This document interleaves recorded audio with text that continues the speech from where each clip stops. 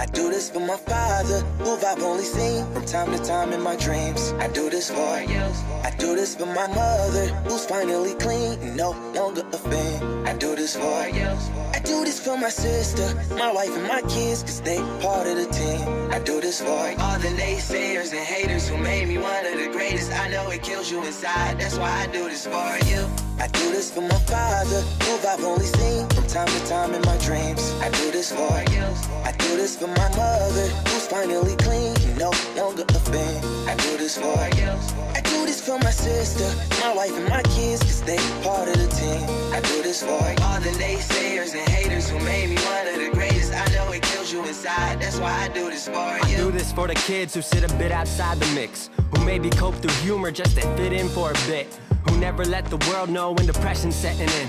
To all of those who know you, that impression don't exist, and it ain't counterfeit, it's just a way to counter it. I'm living things I dreamed about, I still encounter it. It ain't something that a cigarette or alcohol can fix, but all because of it, I flipped it quick, went on to write some hits. This a success, off another breath. This the first step in searching to be nothing less than be the best in what you do to prove their strength in being you. Learn so much in chasing dreams that I never would in school. Depends on where your passion lie, just no passion never lie. Life presents distractions, but your actions have to fortify. The things that you believe in have to scream it like a battle cry, and leave the ones who didn't looking stupid while they're asking why. Couldn't lie, I really do this for the ones I love.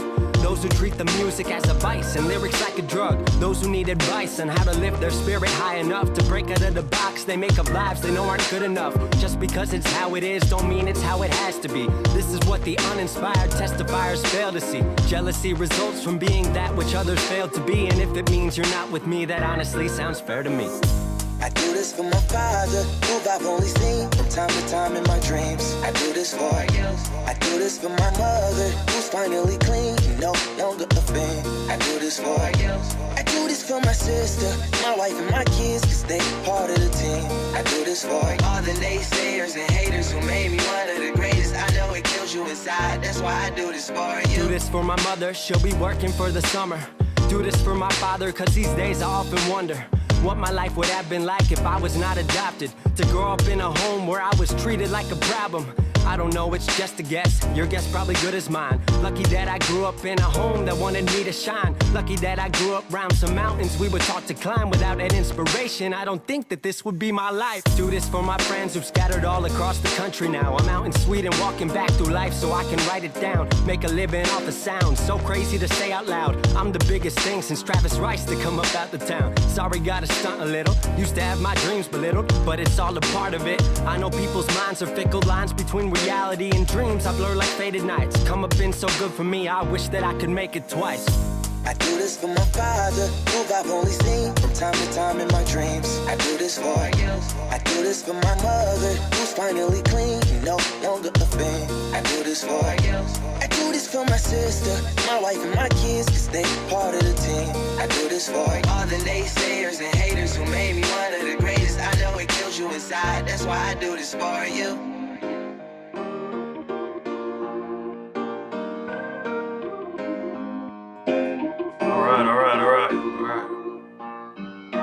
Hoping you guys can hear me pretty good. Let me turn this down, make myself a little bigger. I don't do well with all the segues and things. Hoping I'm coming out clear for you guys on the show tonight. Good to see everybody here. Sorry we took a little days off. We took a couple days off. If you guys didn't know, the beautiful Kim Jones is in town for the 4th of July weekend, and decided to take her on a date night. Decided not to, hang out with you guys. Can you please turn that down? Sorry, it's an echo here. So we're here to do what we do, here to do the show, and I'm going to talk to you guys. If you're on TikTok and you're watching me on TikTok and you want to ask me questions, all you got to do, hit the link, move over to YouTube, and start spamming all your questions. Once you put it in the chat, I will get to it eventually. If we run out of questions, the show's over. I like to take my time. I eventually get to the questions. I eventually get to the show. You guys just need to be patient. Ask your question once. You guys drive how long this show goes. So, it's been a while since I last talked to you guys. So what are we going to talk about? Well, let's get straight to it, okay? Let's get straight to it. If you saw the cover sheet was Georgia, and it's in a red state.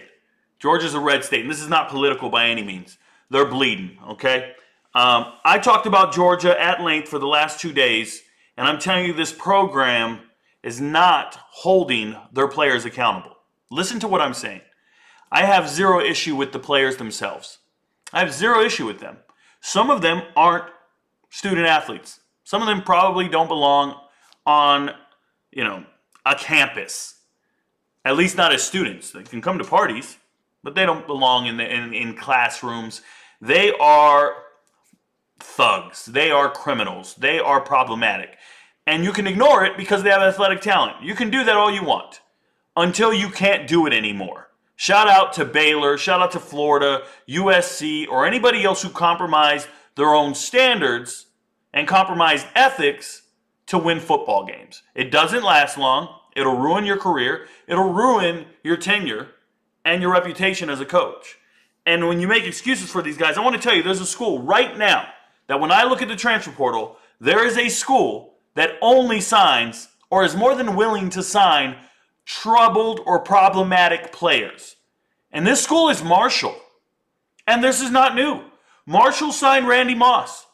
And Randy Moss is one of those great success stories of a guy who went out and got arrested, got in trouble, and he needed a second or third chance, right? Shout out to Notre Dame, Florida State. And then he says, man, Marshall's got my back, Marshall's got me. But I'm telling you right now, Marshall signed a guy, Josh Moten.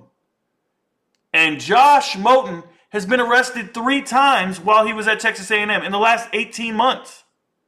You go look it up. But they're going to tell you he's a quality kid. Should give him another chance? No. Look, when charges are dropped, that is the primary issue. Because once a player's charges are dropped, well, then we get no punishment. Then we get no accountability from the university. So the biggest one is this Jakeem Jarrett kid. They tell me, hey, Rico, you didn't read the police report. You don't know what you're talking about. Yes, I do know what I'm talking about. I read affidavits and police reports well before I ever make a video. And what I'm reading and what I understand and what you might not understand, all you homers and fans, is when you do an investigation, it's done by human beings. It's done by flawed people, and they're called detectives. That's who investigates. Not a prosecutor. A prosecutor goes to court. Prosecutor doesn't investigate anything. They get handed to them an investigation, and then they make the determination whether or not they want to go to trial with this. And I showed a screenshot today, and I can pull this up. I don't even think about pulling this up, and I can show you guys. If I just Google, and my computer wants to start acting up now that I'm on live, which is crazy because it's been working perfect all day. But if I just Google Cam Robinson charges dropped, because I know he was already arrested. Cam Robinson, the charges were weak is what they're saying.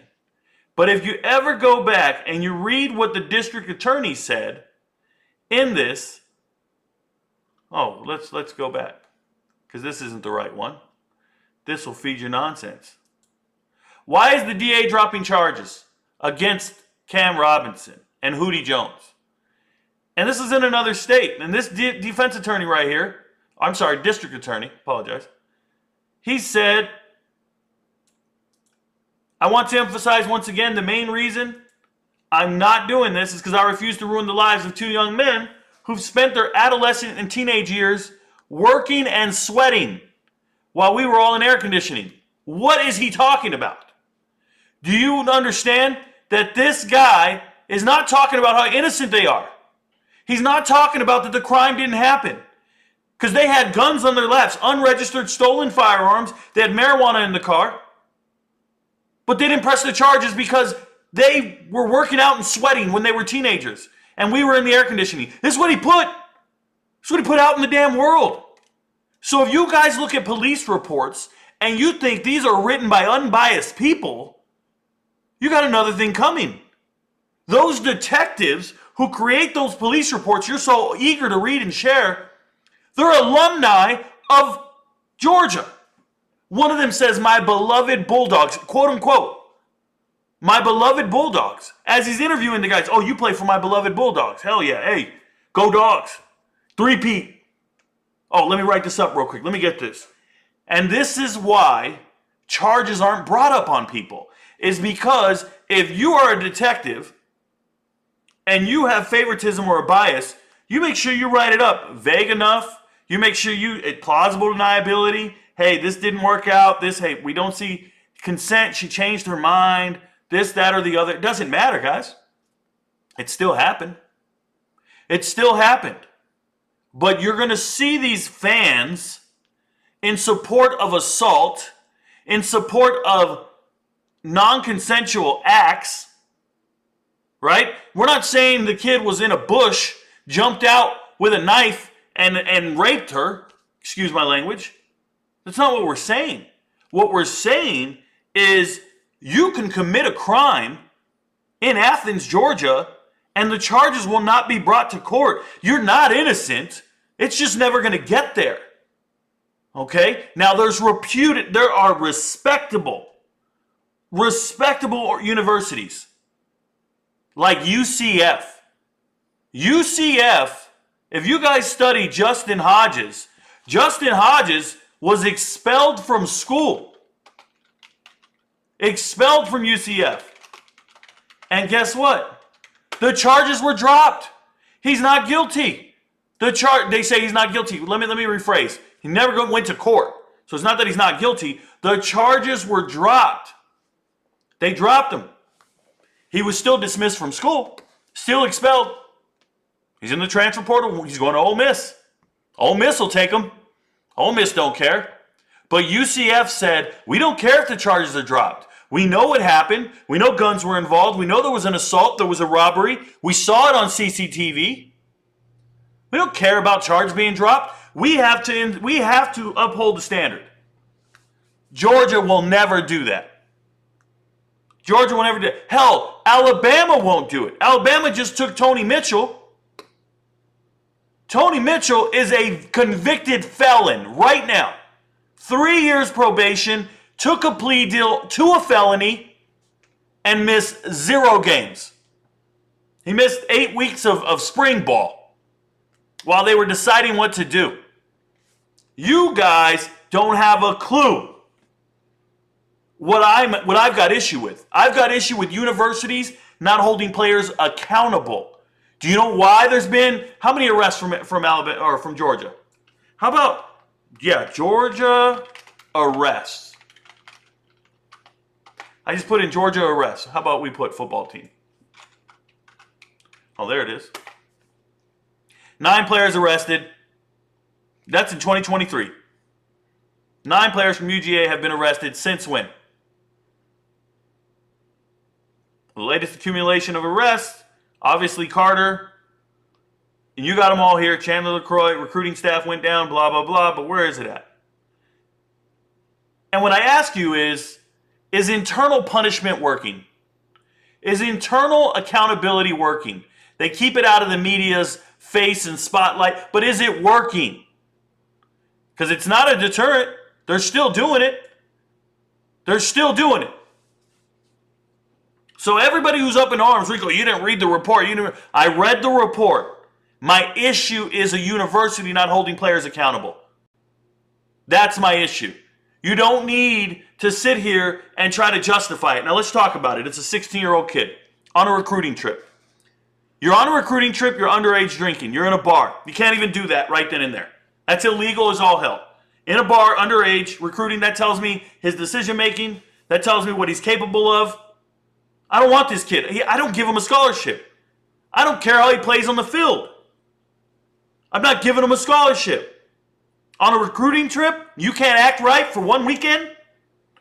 You can't do the right thing for one weekend? You came to the college campus on a recruiting trip to get laid and drunk and party?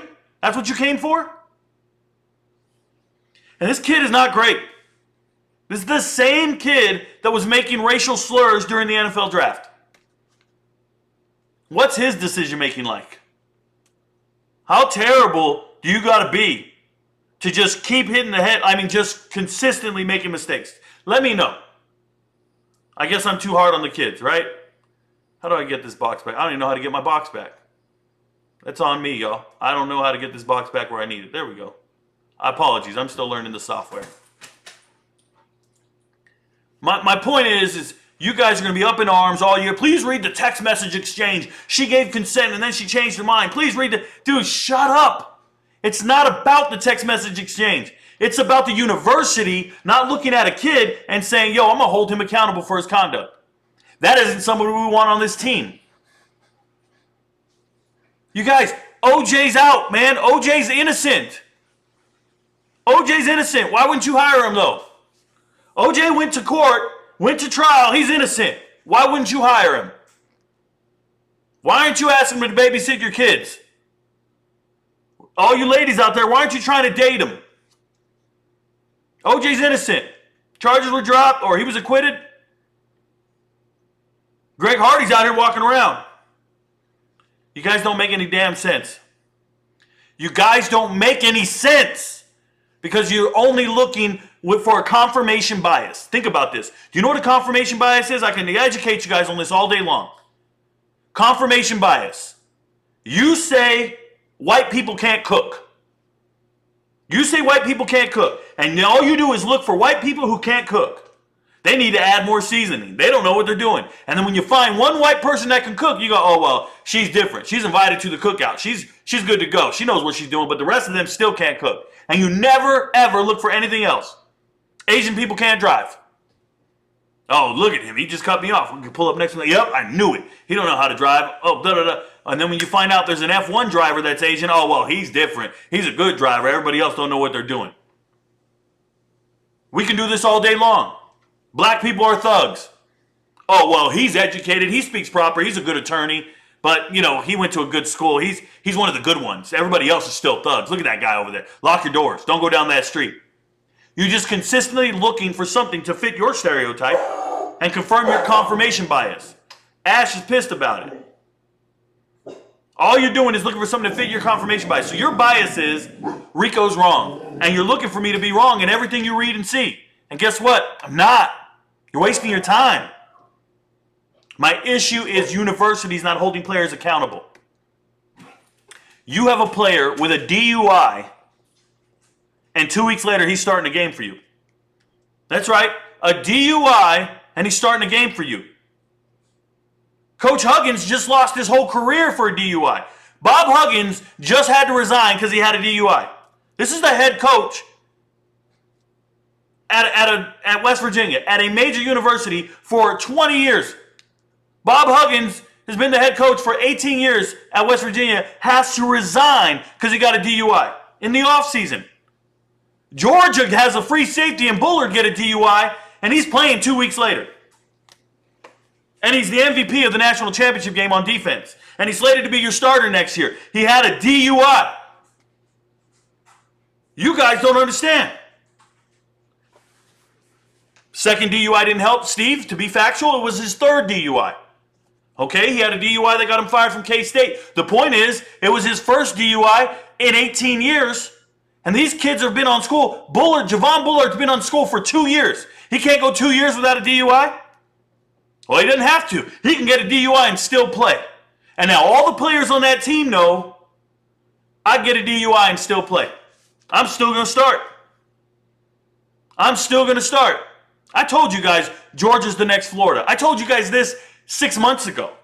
I said they just lost their offensive coordinator, an NFL caliber coordinator. You don't just lose coordinators and keep rolling like it ain't shit. No, you lose coordinators and things become a problem. And Bobo's not good at coordinating. We saw it at Auburn. We saw it at South Carolina. Bobo is not him. He left KSU for West Virginia. He got a DUI they're not telling you about. Steve, he got a DUI they're not telling you about. I know. Dick Vitale talked about it. This is what people don't understand. Go read Dick Vitale, third DUI. Dick Vitale told the truth.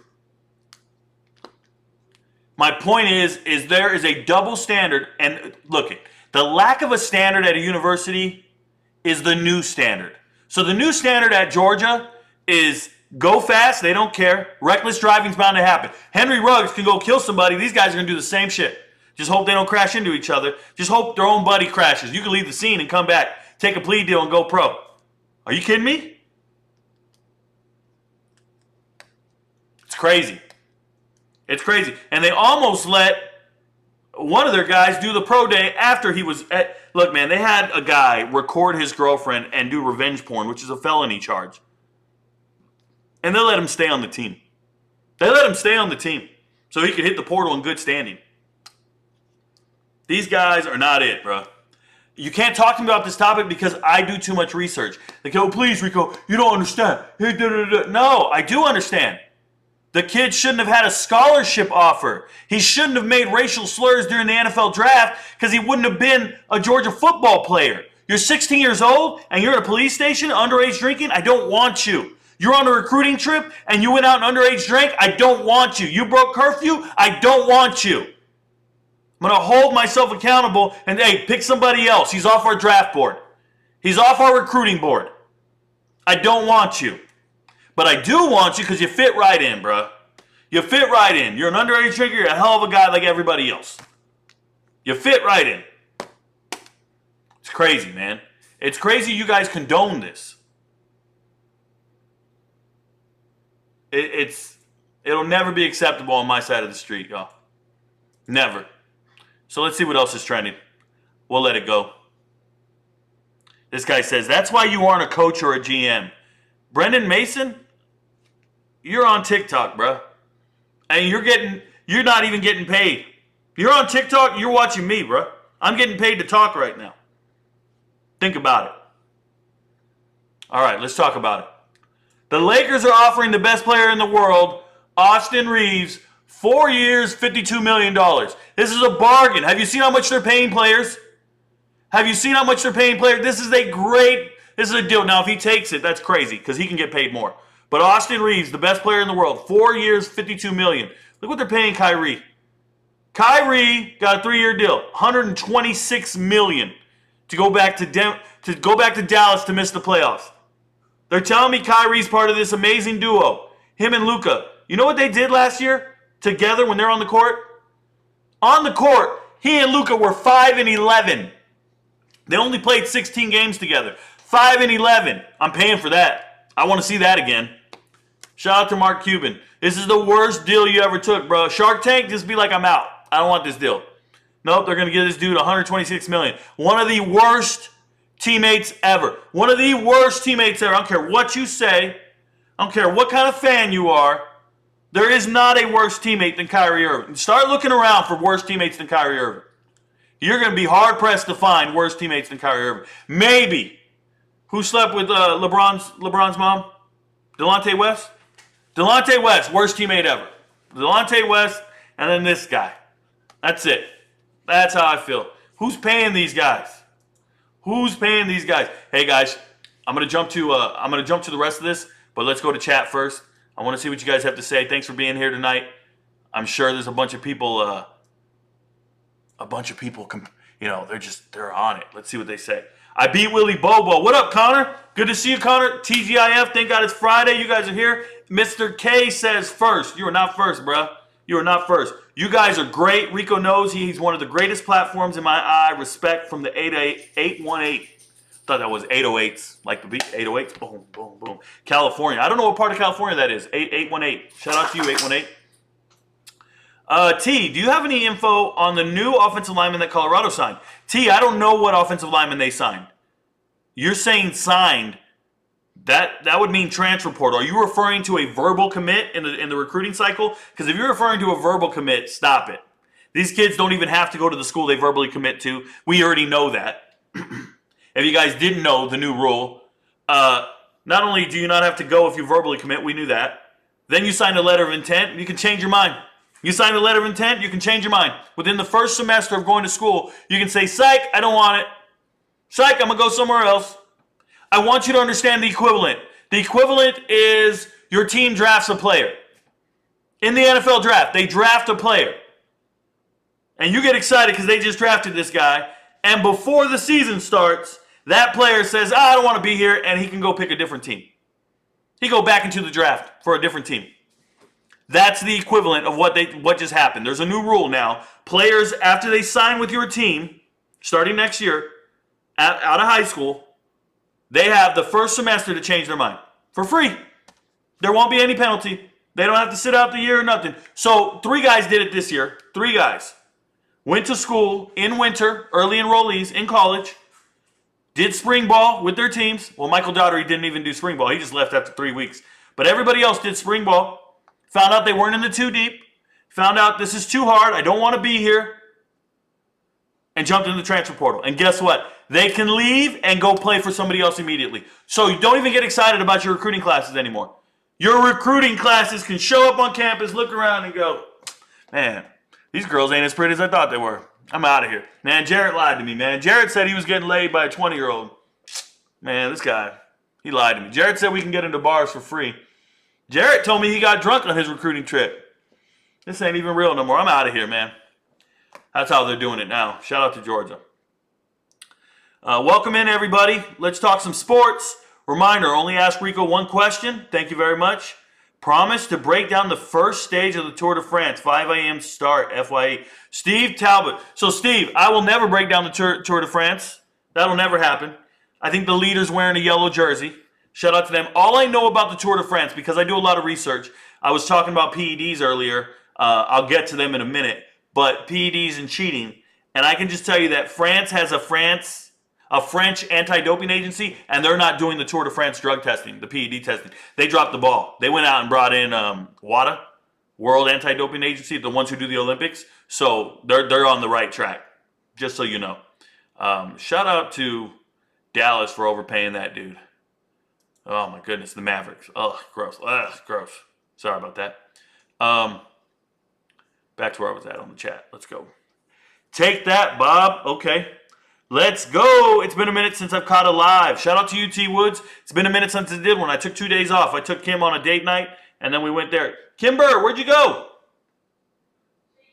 Okay, never mind. She's changing her face. I don't know. I had to finish watching Morant's Rants, but I'm here now. What up, Willie Bobo? Shout out to Morant's Rants. My twin brother's probably doing a show.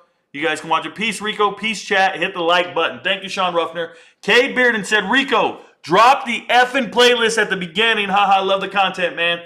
Cade Bearden, I have one song I listen to every single time when I do my show. It's called I Do It For. That's what it's called, I Do It For. It's by a guy named Abstract. He's a rapper. He gave up rapping. He's doing some crazy music now, but that's one of my favorite early songs from him. I Do It For by Abstract. So there's the song. It's the intro and the outro song. I also have another song I played called Go Green. Same guy, Abstract. Hit the like button. Question. Did you not know about the rest of the police report regarding Jamal Jarrett situation, or did you just ignore it? B-Rack, the rest of the police report is irrelevant to me. Just told you. My issue is a university not holding themselves accountable when recruiting players. In other words, if a player gets arrested for drinking while on a recruiting trip, he's gone. We don't want him anymore. Made poor decisions, not an adult, not built for this. That's just how it goes. You know, like when they were getting ready for the NFL draft and Stetson Bennett got arrested for drinking. How many teams just said, oh, he's off our board. We don't want him anymore. We're good. We don't want him anymore. Those teams, they're running their organizations the way I would. I have a ton of integrity. I have a high standard for conduct, respect for authority.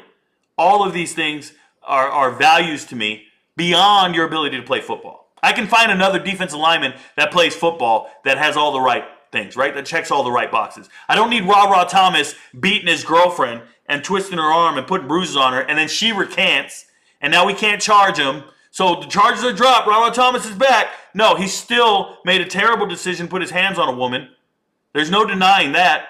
They just don't want to press charges because they don't have a cooperating witness. Ra Thomas, I still don't want him. So you just took a guy from the transfer portal who assaulted his girlfriend, and instead of getting rid of him, you waited to see if the charges would stick. Well, the charges aren't going to stick when the prosecutor, right, the district attorney, and the detectives in your town are your alumni, your empathizers, your force multipliers, your enablers. No charges are going to stick unless there's a serious outcry, right? Unless there's footage, unless there's video, no charges are going to stick. Speaking of video, turns out there's video of Tyreek Hill's assault. There's video of his assault, second assault. Just so you know, that man has now decided to press charges. Hill struck another man getting into a verbal argument. The video is now with the NFL. The NFL now getting a hold of the videotapes. A suspension could be coming Hill's way. I don't like rumors. The league will likely review the footage and make their own ruling alongside whatever criminal punishment the receiver faces. This isn't the first time he's been in trouble with the law. We know the deal. He was involved in a domestic violence case with his son, 2019. Guess what? They said, oh, the charges were dropped because he wasn't breaking the law. I'm telling you guys right now, the track record speaks for itself. People make poor decisions and they don't magically start making good decisions. I tell this to all my soldiers in the Army. All my young soldiers in the Army. I was the first sergeant in the Army. I'm a master sergeant in the Army right now. 20 years in the Army. And I lead young men of this age. I lead college-aged young men. Educated men. Most of my guys have college degrees. And I can tell you one thing I say to all of them. A piece of shit soldier makes a piece of shit NCO.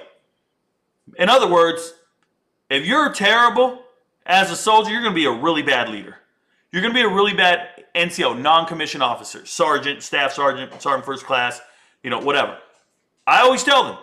And a really good soldier typically turns into a really good leader if they apply themselves. So fix yourself. Don't wait till you get the rank to fix yourself. Fix yourself now.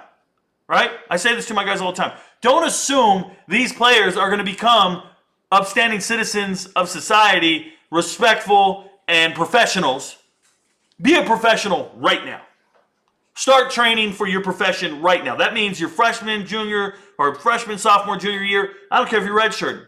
Be a professional right now. Don't wait till you are one. Right? Everybody always talks about it. Work and project yourself for the job. Dress for the job you want, not the job you have. That's how I look at these kids. They're not getting after it. They're not improving. They're just sitting out there. They're great athletes. That's what they're recruiting. Great athletes, not great people. They're not trying to work on their program. K-State is all about their program and developing their players. And in their offseason, they're all together. It's pretty awesome. It's pretty awesome. I can just tell you like that. Hammer that like button, folks. Make sure you're subscribed. Thank you very much. Rico, love your content. What are your thoughts on Oregon this year? Thanks. Rory Sheehan, my thoughts on Oregon are they need to beat Oregon State. That's it. Win your state. Beat Oregon State, and we can talk about the rest. Then we can see if you win your division, and we go from there. Thoughts are they're pretty loaded on offense. They're pretty loaded on offense. Shout out to Evan Williams coming in at safety. Oh, by the way, guys, I have a new series coming out. I'm probably going to start it later tonight or tomorrow. And the series, I can show you very briefly. I don't want anybody taking screenshots. I don't want any of this stuff going down. Let me see if I can pull it up. I am creating my top 50 transfers, offense and defense. And then I'm going to make a video of my number 1 ranked, or my number 50th ranked offensive player and defensive player. 49, 48, 47. I'm going to do one every single day. And I'm going to show you my rankings of my top 50 most impactful transfers. So there's the defensive list so far. Now, I have my list of guys. I have them in a certain order. Offense and defense are here. And I'll be making those videos just so you know. Oregon has a defender on the list. I don't have any Oregon offensive players on the list, for sure. And this is not the top 50 by 24/7 or on 3. This is Rico Knows. This is me telling you who's going to have the biggest impact at their new school. And biggest impact does not always mean the most talented player. Does not always mean the 4 or 5-star guy that transferred in. No, because those websites don't know what they're talking about. They don't even know the players that transferred. It's trash. It really is. They just start ranking dudes they don't even know. It's gross. Did you see the text messages she sent him 3 hours after the alleged assault? Barack, I saw the text messages, dude. I saw the text messages. Doesn't change. Did you see Georgia give him a scholarship offer? Like they just found out he broke curfew and underage drank. Do you think they're going to have any repercussions for that? Do you think they care? They're going to punish him in any way, shape, or form? I don't. There'll be no punishment. Now, if a new recruit were to come in and do those things, now they're going to probably do a show of force and punish him? I think they don't even care. I'm a newer college football fan, and so far your videos never disappoint. Always informative, and the live streams are super interactive. Fan of how you're running this. Sorry if errors. I'm French. Shout out to you from Daroth. Shout out to the French. I can do un, deux, trois, quatre, cinq, dix, sept, huit. Oui, some shit I can count in French. Je parle vous français. Oui, oui, yeah. Rendezvous. I don't know, bruh. I know phrases, words here and there, and I took 3 years of French. Never needed. I went to France, everybody spoke English. Well, I was in Paris, and everybody smelled like B.O. I didn't find anybody named Pierre with that funny hat. I didn't find that. I'm just letting you know. I didn't see it. Kimber's over here eating. By the way, the beautiful Kim Jones is sitting next to me in the living room here. She's eating watermelon, and she's feeding it to Ash on the low. I already know. Flip that blanket so if it drips, it doesn't stain it. Look at that. I'm not OCD, y'all. Let me stay focused over here. Going back a few years, destruction of culture happened at Miami, Oklahoma, Nebraska. At one point, all three of these schools seemed untouchable. Yeah, it happened at USC. It happened at Ole Miss. When Ole Miss got into the top 10, and they were consistently at the top of the rankings, them and Mississippi State one time were 1 and 2 in the polls. True story. But yeah, this happens. You just start getting the wrong guys. You don't think Ohio State was recruiting the right guys? Maurice Clarett and Damon Arnett. And I mean, lately they've been going and grabbing some dudes who you'd be like, whoa, what did he do? What did he do? Kick him out and lay low. Where do you go to read police reports and affidavits? The internet. You can find them. There's journalists that put them up. There's websites that put them up. I go to county courthouses. I pull it up. I ain't got time. I dig and dig and dig. It ain't on the first page of Google. I definitely don't hit the first link. I make sure I get reputable sources and look around. Make sure you know what you're talking about. I'll read all of them, but I know when I'm reading an author who's got a biased opinion, someone who's got a confirmation bias, just trying to sell it the way they are, it's gross. Sometimes it just irks me. It really does. Please read the text message exchange. I've already read them. You want me to read them out loud on my show to let them formulate their opinion? Dude, go read them the way you read them. It's all politics, brother. I don't get down with politics, but I hear you. So Utah was linked to Trajan Bridges for a while. Do you think Bridges will play Power 5 football again? Robert Lopez, I typically don't report on rumors. I don't like rumors. So I'll worry about Trajan Bridges when he signs somewhere. There are a lot of guys that died in the portal. Just so you know, there's a lot of guys that died in the portal. But the players that I see that died in the portal, one of two things. Character concerns, or they over-evaluated their talent level and they ignored certain offers. Like they were getting offers from Western Kentucky and South Alabama. And they were like, no, I'm a Power 5 guy.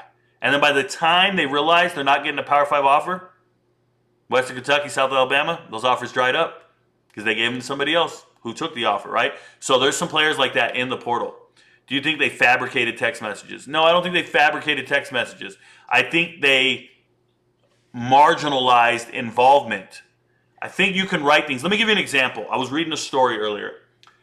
The arrest for Cam Robinson, the one in Louisiana, where they had guns in their laps and weed in the car. Stolen guns. 4 people in the car. 2 get arrested, the driver and the passenger, because the guns were on their laps. They had the guns. They were the football players from Alabama. And in the police report, they wrote, we cannot determine who owns the guns. We can't determine who put the guns in the car. And we can't determine who smoked the weed. Now they said we can do a DNA test because we found one of the guns under a seat. Or we found the drugs and guns under a seat. But if we do the DNA test, all that means is they touched it. We don't know if they brought it in the car. They're writing looking for a way out. They're writing looking for a way out, and the prosecutor's going, I can't win this case. Yes, you can. Charge everyone in the car. Oh, well, we can't do that. We only arrested 2 of them. The other 2 were let go.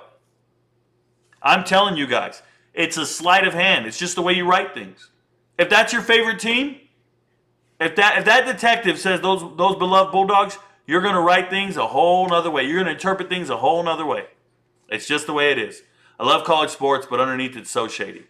A lot of retraction. Damn, that's a great point. I'm assuming that was written after I said OJ. Accountability, a lost art. Yeah. Gordon Ramsay, a white guy that can cook. Nobody likes it. Thoughts on Oregon this year? Rory Sheehan, never repeat your questions. Never. Ash hates confirmation bias. Don't we all? This brother knows ball. Thank you very much, David Eagle King. I appreciate you. Probably second DUI didn't help Huggins. Agreed. Georgia's coming down to earth this year. Zion, I do have them losing more than 3 games, whether people want to believe it or not. Now, if they go out and win, that just tells you how weak the SEC is. Because they tell me they have a cupcake schedule, and they only play 8 SEC teams. So if they beat them all, that's just how terrible the SEC is. They're not walking through the Big Ten.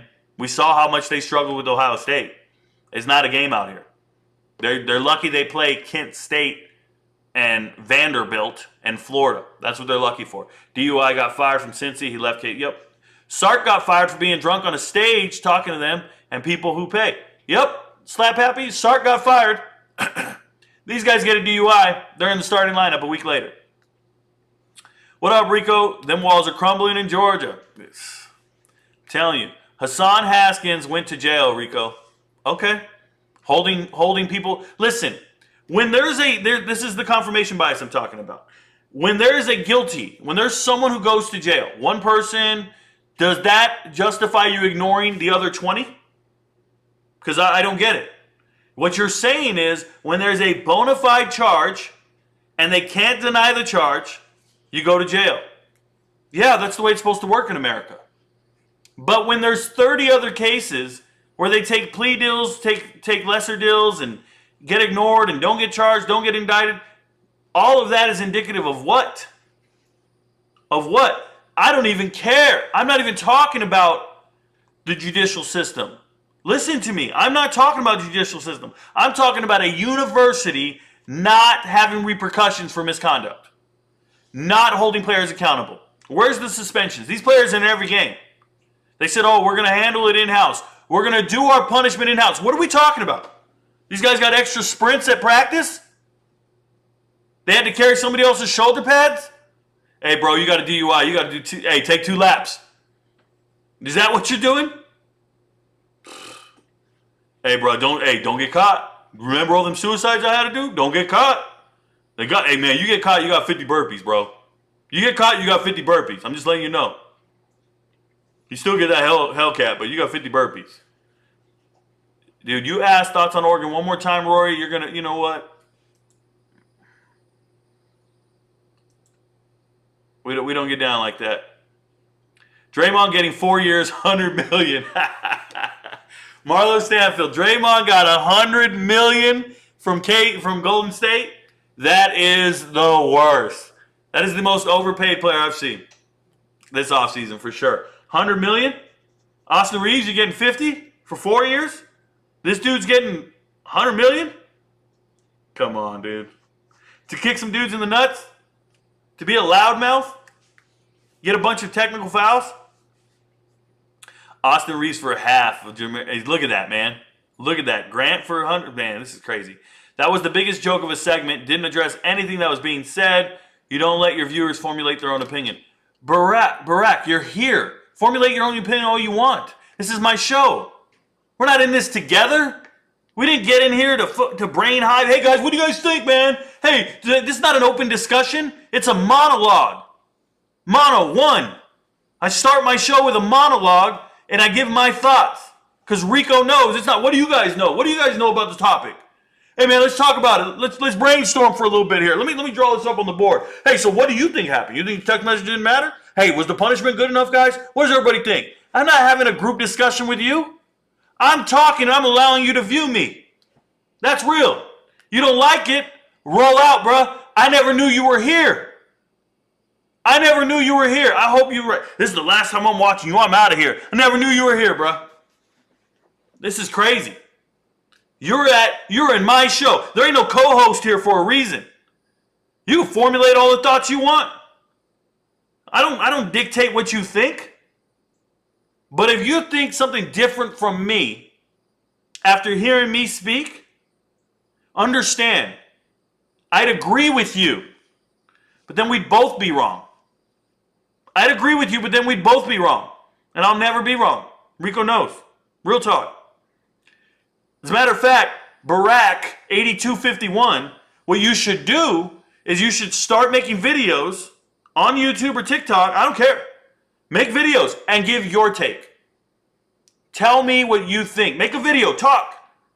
Give your take and share it with the world and see who's rocking with you. See who gives a shit.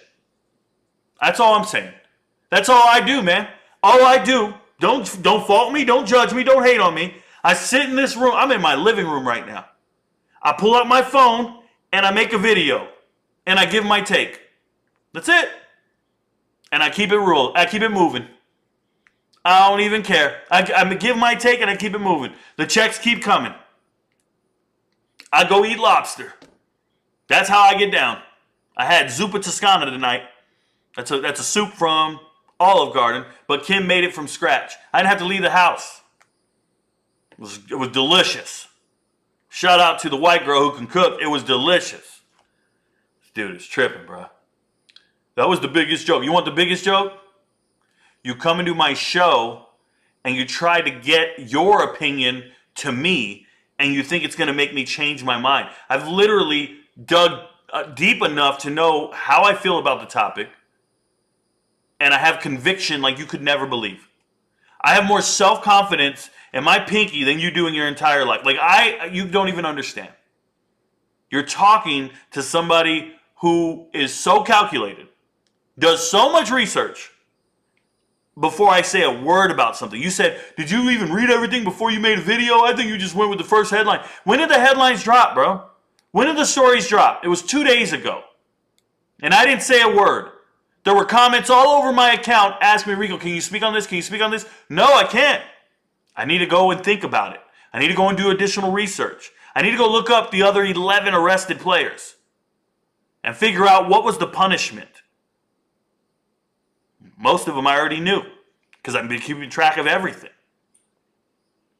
It looks like a knee-jerk reaction from me, but I do more research and I'm more calculated than you could ever imagine. You read some text messages and said, I got it. I'm going to go to Rico and say, look at these text messages. You got it wrong. No, I didn't get it wrong. A university looked at those text messages and said, we got it right. Let's not punish this guy. We read these text messages. We're good to go. Oh, wait, he was underage drinking and broke curfew? Oh, let it go, let it go, let it go. No, we're good. It's all the text messages. We're good, we're good. Let's hope he gets a sack. It's garbage. Rich Paul out here winning. Shout out to an agent named Rich Paul. Someone paying you to talk to 38 people right now and haven't advertised a single thing. No one's paying you squat, dude. All right, Barack. Barack, you obviously don't know how it works. I don't have to advertise anything. Those people who are advertising, they don't have what I have. They don't get the views I get. So I get paid by the view, buddy. Thanks for being here. Yeah, I'm getting paid for you too.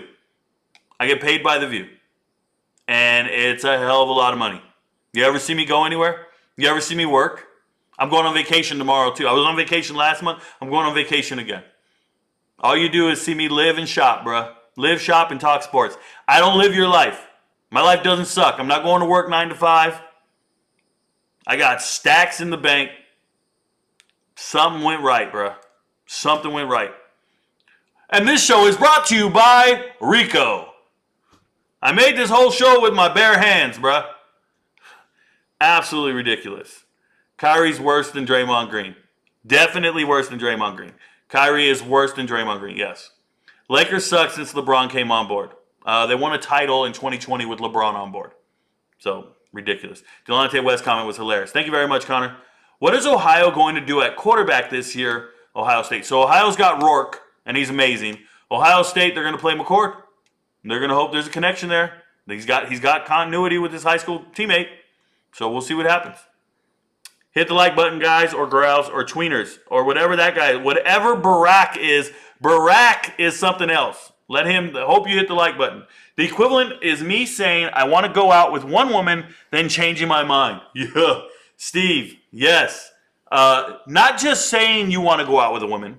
The equivalent is signing on the dotted line, signing the marriage certificate, and now going to that marriage and saying, yes, I agree to be in this marriage for the foreseeable future, and then literally changing your mind 6 months later.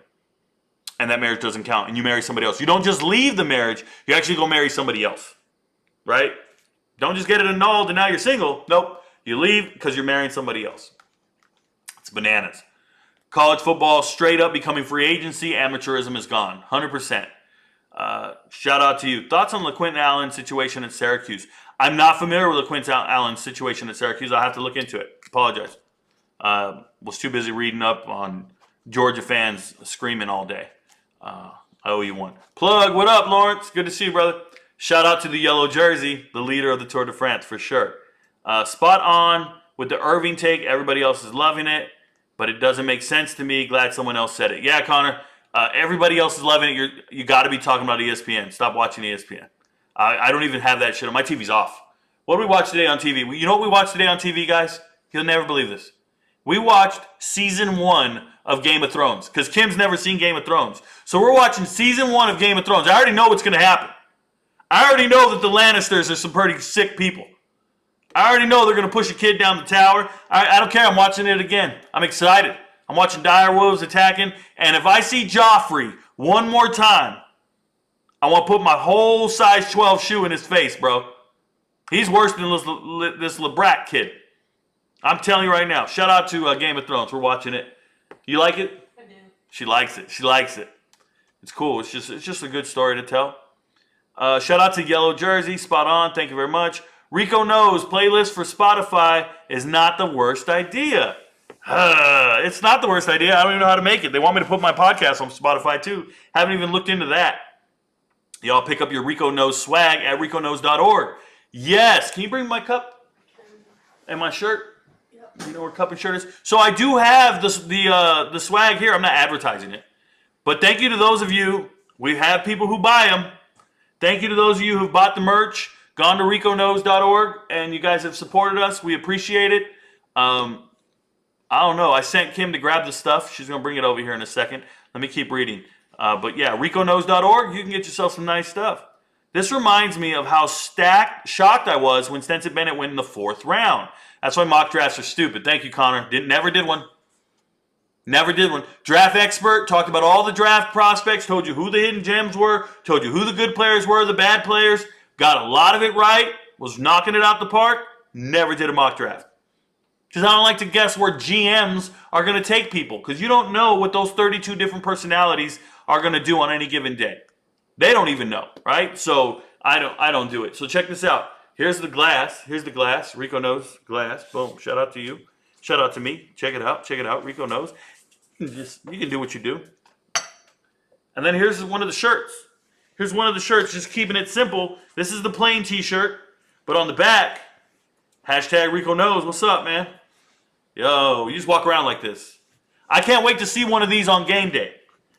ESPN game day, before the games, while they're listening to Lee Corso just slobber on himself on live TV. I can't wait till we see a poster that says hashtag Rico Knows. It'll be popping. It'll be popping. This guy says my volume is low. I don't think my volume's low. Something might be wrong on your end. Is my volume low? Somebody tell me if my volume's low. I'm using a different mic. I'm not using my actual mic. I'm using my webcam mic. If it's low, man, we committed to this. That's my bad. That reminds me of how shocked I was. Yep. Who is Gavin Layton, Kidd, and Jeremiah McCrimmon any good? Don't know, Chris. Don't know the names right now off the top of my head. If I pull them up in my database, then I can probably give you an answer, but I don't want to do that right now. I owe you an answer. Ask me tomorrow, or not tomorrow, but Monday, and I'll have an answer for you. Gavin Layton and Jeremiah McCrimmon. I'll make sure I look them up, and we know. Thank you. What are your thoughts on Andre Sam, new transfer to LSU? So my thoughts, Cameron Achman, my thoughts are Andre Sam coming over from, is he coming from Marshall? Where's he coming from? South Florida? Where's he coming from? Andre Sam. Give me a second. He's in purple, by the way. Yeah, he's coming from Marshall. Dude, I was so right the first time. I ain't worried about it. So my thoughts are, when I watched him on tape, because I looked him up a lot, my thoughts were, he looks so fast. He's a speed demon. He belongs at LSU. He can play, but I could have sworn before he was there, he was in the FCS. He was at McNeese State. He was at McNeese State, and he was balling. If you guys didn't know, there are players leaving McNeese State, going to Marshall. I think there's a coach over there. I can't remember the coach's name. But they're leaving McNeese State, going to Marshall, and then usually balling out. And then he's coming back to the state of Louisiana, playing at his dream school.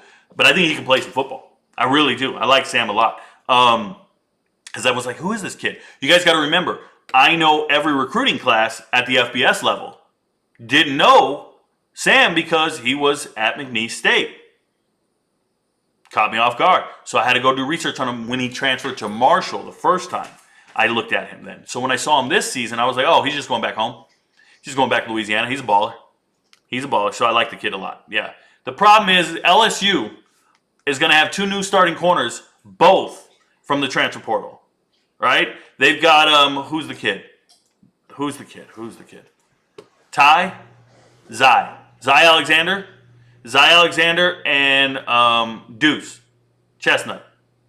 Zy Alexander and Deuce Chestnut will be the starting corners for LSU. Denver Harris don't even matter. He's a nickel rotational guy. See, that's what I'm talking about. When you go to the recruiting websites, they're going to tell you Denver Harris is the second, third best player in the transfer portal. He's not even starting. The starters ahead of him are Zy Alexander and Deuce, and they both came in the transfer portal. This is why you can't go to those recruiting websites. They don't know what they're talking about.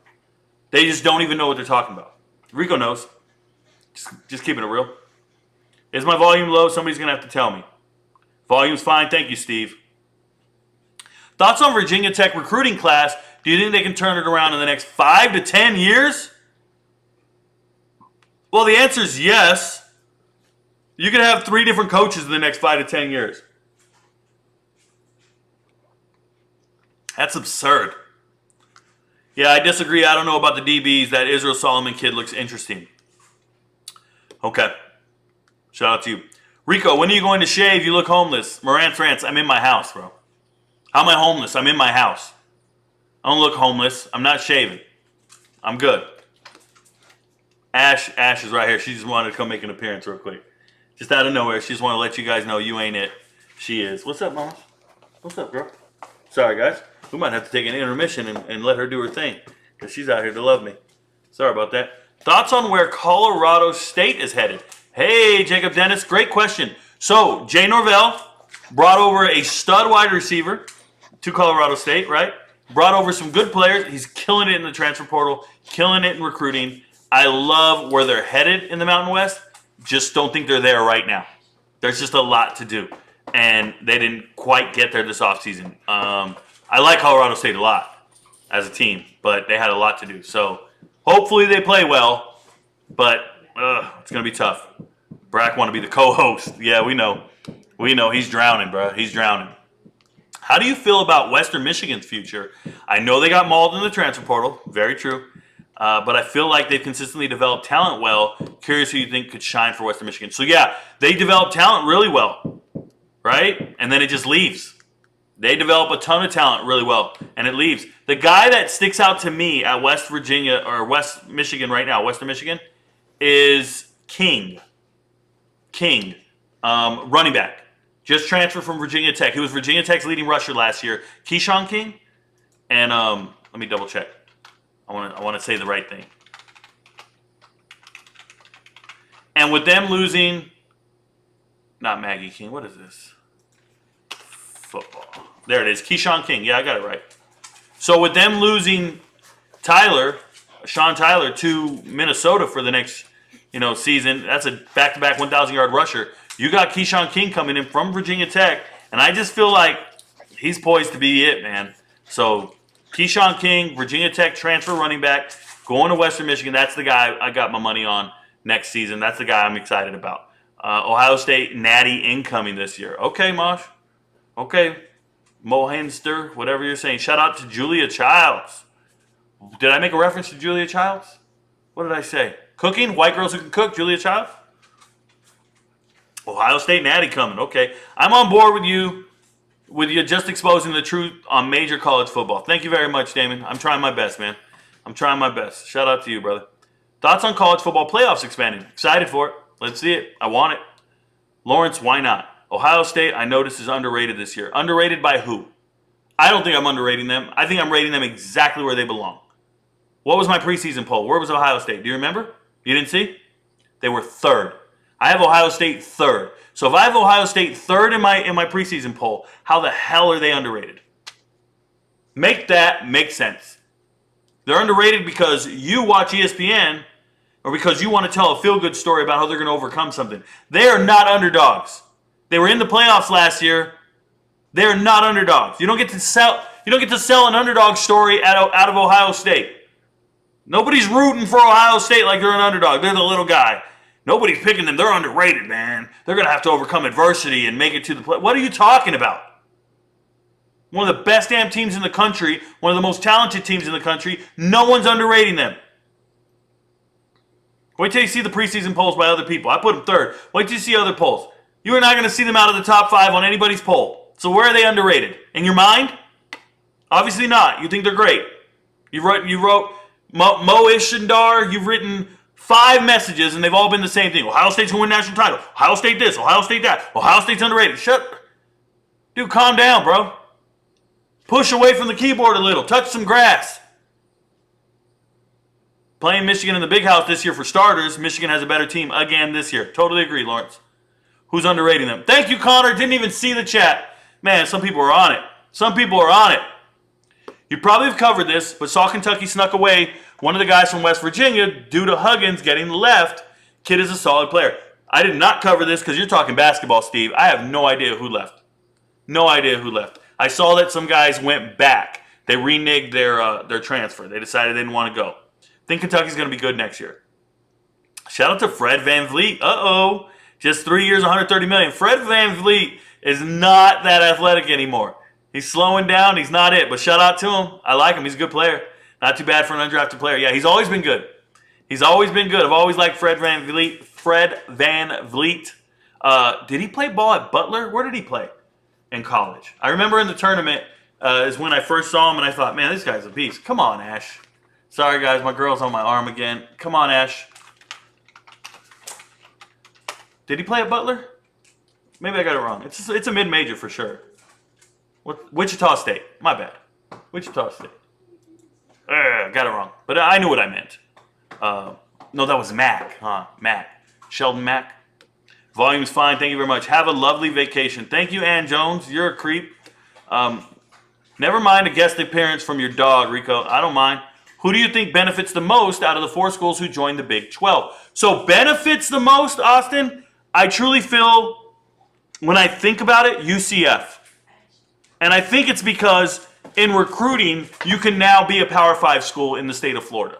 So if kids want to play at Power 5 football, they don't have to leave the state of Florida, right? You had a hard time trying to get them to go to the American.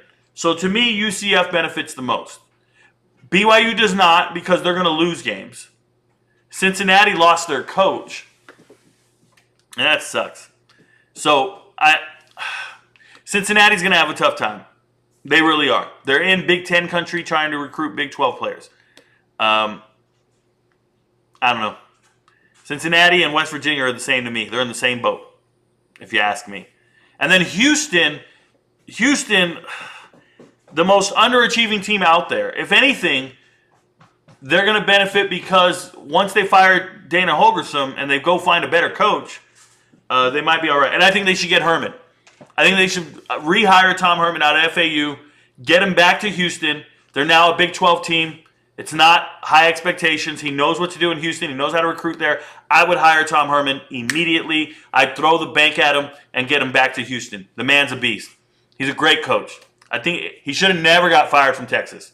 They got impatient. There was no reason to fire him from Texas. None. And they know it. Yeah, I like Herman a lot. So just keeping it real. Did you see Asad Wasim in the open field juking and tackling well in the well-off videos? He's going to make people look silly. Was definitely surprised by him. So I saw his high school tape. This is, by the way, Asad Wasim's a wide receiver at Colorado. He's a Florida kid. I saw his high school tape. They gave him 3 stars, and I knew he was too nice. He's too nice, and people don't realize it. So I'm excited for him, Twitch. I didn't see the video yet. I've been a little busy for the last couple of days, and I had to go to the bank today. Flex. Had to go to the bank and put in some money. I had a check. That's all I'm saying. Fred was a menace at Wichita State. There you go. He played at Wichita. My bad. What up, Rico? Who are the players and teams that you think will have a breakout year? So, Coach AD, I'm going to do a series. I'm going to do a series on the top 50 transfer portal players, and I'm going to talk about those players, and I think they have breakout years. There's a guy named Braylon Presley that I'm really high on at Tulsa. I think he's going to have a breakout year. There's DeAndre McCray at Texas Tech, just transferred up from the FCS. I think he's going to have a breakout year. There are players that are going to have breakout years, but there's so many that I have to make a series on it, and I'm going to make videos. So I'm not just going to do what I do here. I'm not just going to talk them all out tonight. I'm not going to do it. Apologize. But I'm with you. All right, caught up in chat. Let's go ahead and go back to what's trending, then we'll come back to chat, and we'll call it a night. We've been here. I don't want to be here all night, but anyways. College football hit with more allegations. You guys already know the deal. Georgia's hit with more allegations. We've talked about it at length. I'll go ahead and minimize that. ESPN firing their people. ESPN firing Max Kellerman, firing Jeff Van Gundy, firing, who else did they fire this girl right here? Who's this girl? I know Susie Colbert. I know Rose. Brewer. I don't know Brewer. I don't watch chicks talking. Firing Jay Williams. Did they fire Jay Williams? No, they didn't. Not yet. They're going to. His contract's going to run out, and then they'll fire him. But this is what happens when you got to pay Pat McAfee. You got to fire people. My question to you guys is, who's making the decisions on who they fire, bro? Why is Lee Corso still at the damn network? Why are we not firing Lee Corso? This guy can't talk on TV. I'm embarrassed for him every time he has to speak. And I know Kirk Herbstreit is too. He always tries to laugh and be like, okay, we love you, coach. We love you. Go ahead and say what you say. And they're just kind of going along with it. But it's been terrible. It's a train wreck. I'm embarrassed for him. For 2 years now, this guy hasn't been able to talk. Chris Mortensen can't talk. Shells of themselves. I can't stand it. I'm pissed that they're going ahead and letting people go like Susie Colbert, though. Susie Colbert's been there since 93, guys. Since 93. Since I was 11 years old watching games, there's Susie Colbert on the sideline. And you're letting her go? She's still pleasant to look at. I could understand if she was an eyesore. Trust me, looks have a huge part to do with TV.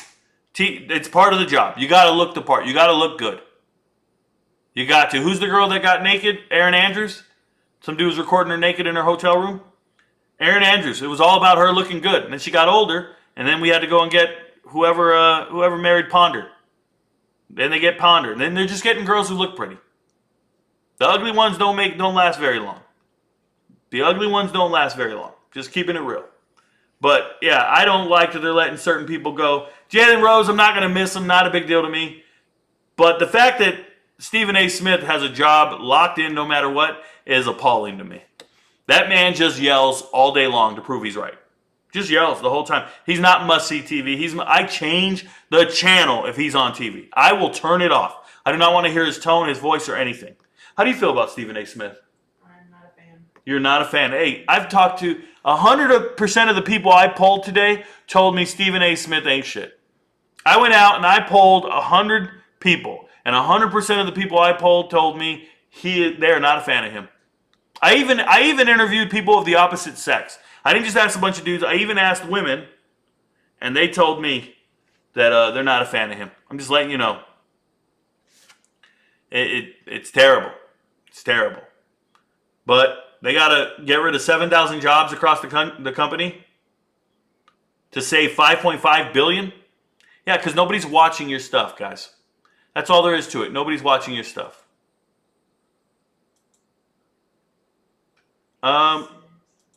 Last thing I want to talk about before I go back to the chat is this guy right here, Aaron Parks. Aaron Parks, offensive lineman from Oklahoma. It says he entered the portal today. Sophomore.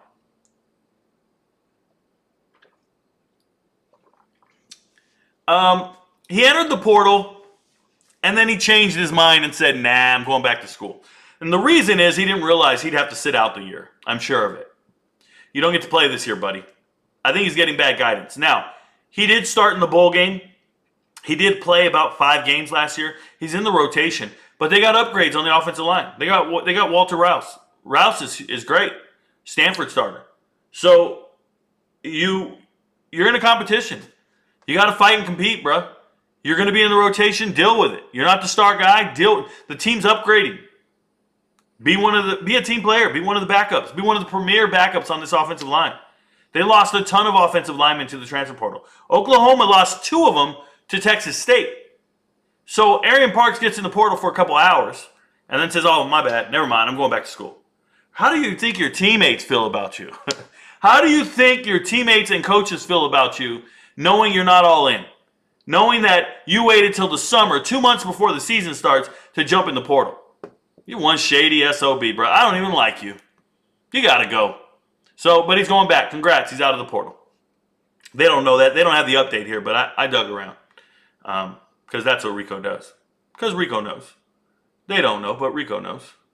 Oh, and shout out to this one. I wanted to tell you guys this story here. Nebraska, they got a verbal commit from Daniel Kalin. He just became a 4-star quarterback from the state of Nebraska. But you know what's really cool is Bellevue West. I went and looked him up. I looked at the whole high school tape because I wanted to see what this kid was about, getting a 4th star. His 2 wide receivers are also going to Nebraska. So Nebraska has 2 wide receivers from the same school and the quarterback all going to Nebraska. That's pretty cool. But they gave him 4 stars. This happens all the time in the SEC. I was surprised to see it happen in Nebraska. Just saying. Let's go. 100% UCF benefits the most. Shout out to you, Steve. I agree completely. Give me a second here, guys. Boom, boom. Boom, boom, boom. Doing something over here in the background for myself. Bear with me. I'll get to the rest of the chat. Make sure you put your questions in there, guys. Once we run out of questions, we're out of here. And you guys can enjoy the rest of your Friday night. Just want to let you know that. Give me a second. There we go. And we'll stop here and we'll go back. Slight bank flex. Yeah, I'm banking. I'm flexing on the bank. Love me a doggy. Ash hugs. Shout out to you. What do you think of Quinn Ewers? Worth the hype. Quinn Ewers, I don't know who's giving him hype. I'm saying that Quinn Ewers is a professional football player playing in college, and Quinn Ewers is great. So I don't know if that's hype. I think he's great. Why don't you watch Women Talk Sports? Ryan Farron. If there's anything in this world I don't want to hear from, is a woman talking sports. And it's not sexist. I don't find many of them credible. And when I do find 1 or 2 credible, it doesn't change my opinion. It's that confirmation bias thing, right? It's that confirmation bias thing. Most of them are just opinionated nonsense, pretty faces on the panel, and they talk and they read their stats that somebody else prepped for them. You know, when you see a talking head on TV, there's a statistician behind them. There's not a lot of women statisticians. There's not a lot of women agate clerks that run box scores. There's not a lot of women that partake in any of that. But for some reason, they put them on TV to talk. And the reason is diversity. The reason is the fallacy of equality. There is no equality. It's just what they want to sell you on TV. It's just what they want to convince you. There's equality here. Look, we got a man and a woman on the panel. Everywhere you look, there's going to be a black guy, a white woman, and another and an Asian. Because they got to have this equality on ESPN. They got to. Go back and watch the NBA draft. It's gross. The people they got on the panel don't know what they're talking about. They're reading prompters and they're reading notes cards that somebody else got put together for them. Who put it together? Some white dude in the back. But they don't want them on TV because they can't sell that. They can't sell diversity that way. So the statistician is always some older white guy. Every now and then you'll hear them go, "Oh, somebody asked Steve in the truck, what was that stat? Oh, I know Steve William over here knows our thing." And I go Google it real quick. As soon as I hear a statistician's name, I go Google him right away. You guys don't know me, man. I'm on a whole nother level. I'm like, wait, who's doing all the research? Who put together these numbers? Hey, shout out to so-and-so in the truck. They put together this graphic with all these numbers. And I'm like, oh, those are the people behind the mask. Those are the ghostwriters. But we need somebody else to sing it, bruh. We got a white person wrote it, but we need Whitney to sing it. We need it. I cannot stand a diversity agenda. Either be it and be it legit, or don't be it at all. I'm going to give you an example. How many people talk sports on TikTok and YouTube right now? How many sports channels do you follow? How many do you know? Okay. Is there an equal number of women talking sports on TikTok and YouTube? Is there an equal number of women content creating sports? Or is there 1 or 2 that you might know of? So isn't it really weird how when you turn on the TV, there's an equal number of men and women on every panel, on every show, on every hour, half hour? I got to have a woman here, a woman there. How is it magically equal when we get to TV? But when I'm here on social media and anywhere else I look, it's not the same. Where are all the women reporters? Where are all the women analysts of the NFL draft? But when I get to the panel, I got to see one there because of the equality of ESPN. It's gross, guys. It's gross. It's not reality. It's what they want you to think it is. It's what they want to project. It's crazy. You know why I never believed in the pay gap wage? They said women make less. Men make more, women get paid less. And I'm like, that's not true. If women got paid less for doing the same job, then a real good businessman would just hire nothing but women and save money and have the most profitable business there ever was. Just hire women, man. They do the same job for less. Statistics tell me so. These shows tell me so. This feminist agenda tells me so. But it's not true. They're equal in every way except for desire, man. Except for desire. Some of them just don't want to do the job you're talking about. Trust me. They're building houses down the street, my new neighborhood right here. You don't want to see what all the construction workers look like. They look like my cousin. About 6 foot little Mexican. They're not 6 foot. They're 5 foot little Mexican dudes. Hammering away. It's not a stereotype. It's a reality. But if I turn on HGTV, I'm going to see a blonde, super fine as hell, with a tool belt on, saying, we're remodeling this house and flip or flop, and we're doing, what the hell are you doing? Why are you trying to convince me that there's an equal number of men and women in this realm? It's gross, bro. Can't stand it. They do this every year at ESPN. It's like the same. Yeah, we know. What do you think about Cowherd's prediction that Oklahoma will fade into irrelevance with years to come, similar to Nebraska's downfall? I think Cowherd doesn't know what he's talking about. Austin Belitz. Nebraska did not have a similar downfall. When Nebraska moved to the Big Ten, they were still winning 9 games a year. That was the Tom Osborne standard. They were still winning 9 games a year with Bo Pelini.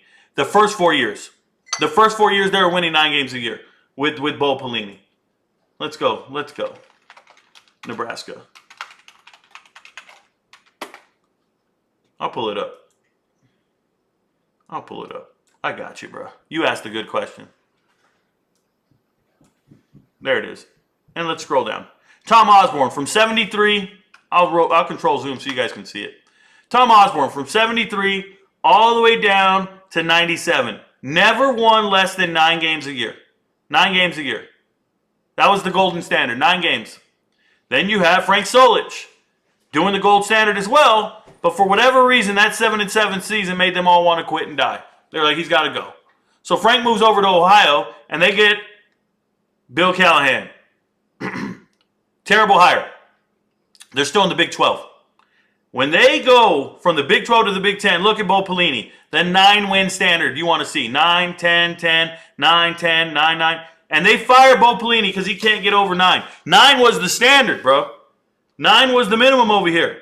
9 every year for Tom Osborne. It didn't matter that they moved to the Big 10. They didn't become irrelevant when they moved to the Big 10. They were still in bowl games. They were just losing them. They were still in first or second for 3 years. First or second in the conference. It's when they hired Mike Riley, fell flat on their face. Scott Frost continued to be terrible. And now you're at Rule. But they've had 2 really bad hires. It wasn't the conference move that made them irrelevant. It was 2 bad hires. Okay? Now, Oklahoma moving to the SEC. This gives them more money, more recruiting, and they don't have a bad hire. They didn't have any bad hires. They went from being in the playoffs and having back-to-back Heisman Trophy winners and having an incredible quarterback and coach in Lincoln Riley to a different coach. It's a coaching change. And if they miss, they miss. But that's not what brought down Nebraska moving to a tougher conference. What brought down Nebraska was being impatient and firing a good coach. They moved to a new conference and dominated. They were getting first and second in their division. They fired their coach and fell off a cliff.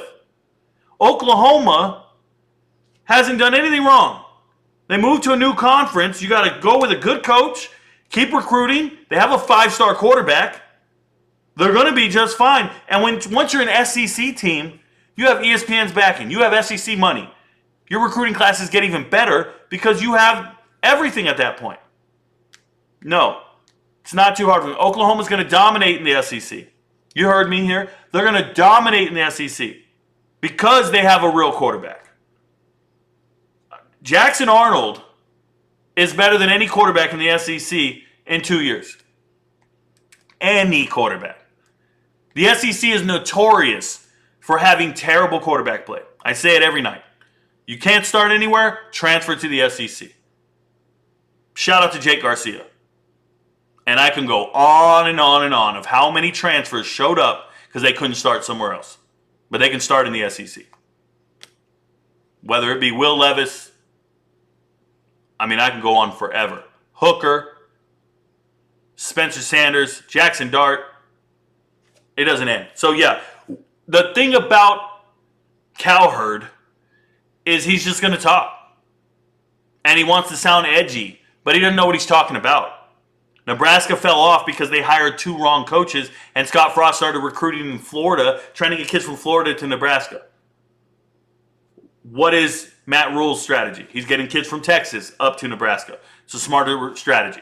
So Scott Frost last year signed 1 kid out of Texas. 1, and he's gone. He transferred back to UIW. Went back to San Antonio. Quarterback. Signed 1 kid out of Texas, the whole recruiting class. Matt Rule's not doing that shit. Matt Rule went straight and started hiring Texas high school coaches and said, they're going to be my position coaches. That's what I'm doing. Matt Rule's real. So I'm not worried about anything going on at Oklahoma. They'll be fine, and they're going to dominate, and people are going to be so surprised when it happens because they're in denial. They're in this world where they think, oh, yeah, it's so great. No, dude.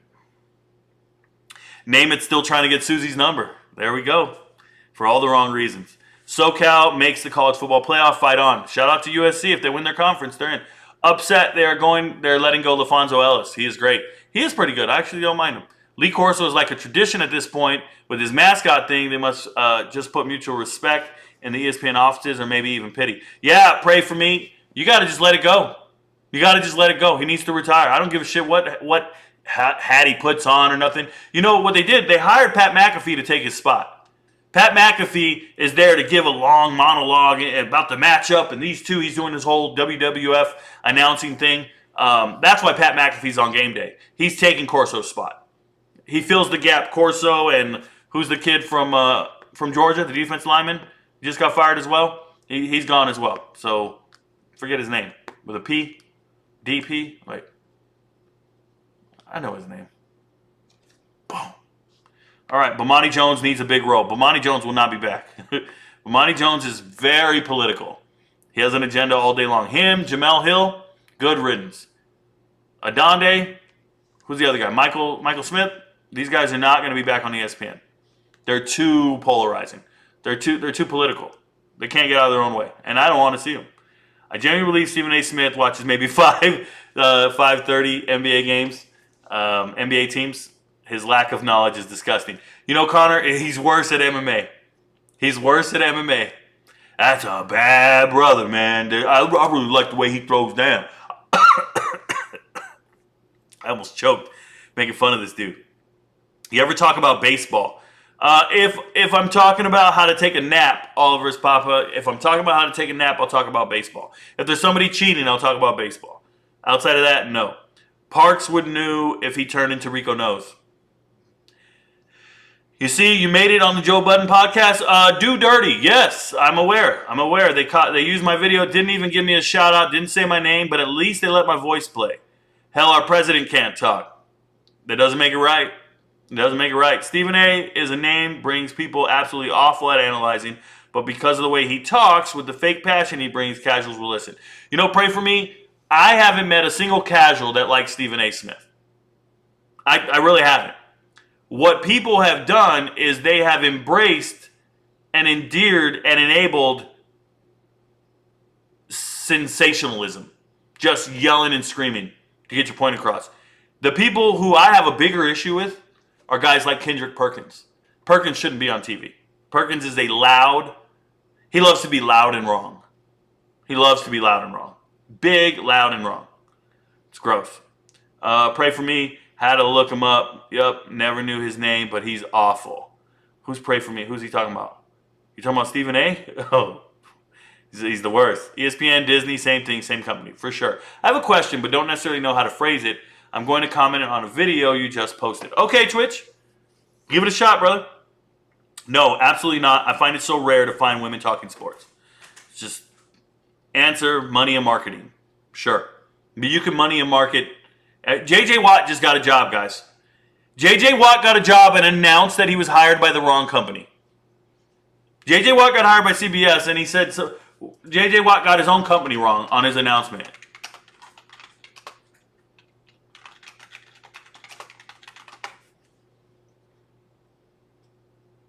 Says he's joining CVS. He said CVS instead of CBS. That's the guy you want to hire? J.J. Watt? They learned this lesson when they tried to hire Jason Witten.